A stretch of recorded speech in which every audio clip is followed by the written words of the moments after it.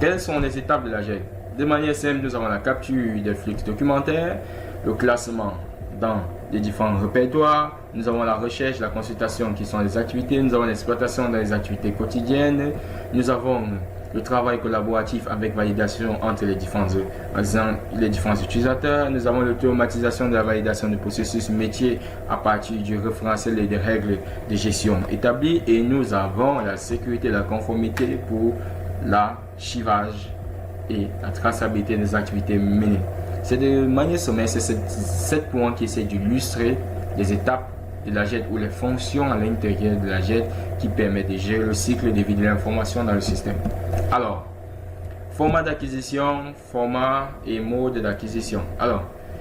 ici, parlant de mode d'acquisition, les documents peuvent provenir des appareils électroniques, appareils photo, caméscope, peuvent provenir des CD, peuvent provenir de d'autres ordinateurs pour entrer dans la solution JET.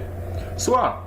les documents peuvent être numérisés pour entrer dans la solution JET en respectant les standards, soit des PDF pour usage ou soit PDF pour archivage, en définissant une densité qui est de 150, 300 à 600 selon l'exigence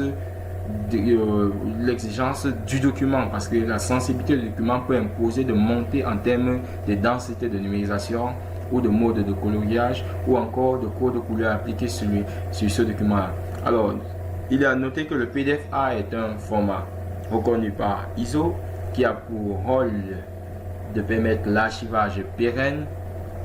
et sécuriser des documents au format texte. Alors,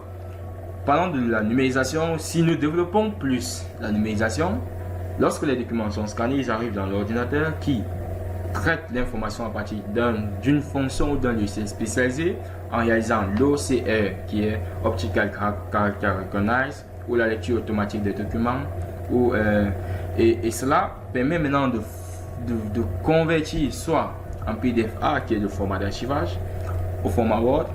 au format image TIFF ou JPEG pour l'archivage ou pour l'exploitation quotidienne, ou au format Excel pour extraire les tableaux et permettre une manipulation des données en date ultérieure. Et la JET va juste assurer la conservation, le contrôle de conformité. Alors, ce petit tableau qui provient de la Belgique, si je ne me trompe pas, des manuels diffusés par les Archives nationales de Belgique, du Royaume de Belgique, essaie de présenter quels sont les documents que nous pouvons avoir dans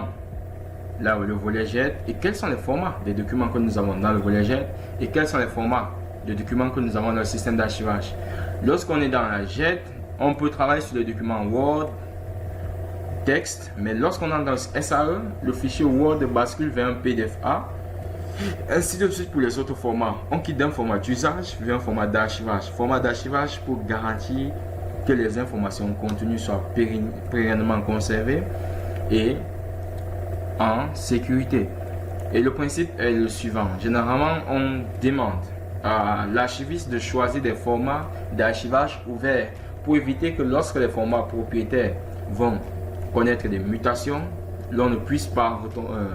revenir dessus à cause de la notion d'interopérabilité. Or, l'avantage des formats d'archivage, c'est de permettre une ouverture du code source et les migrations vers des versions plus avancées, généralement plus faciles.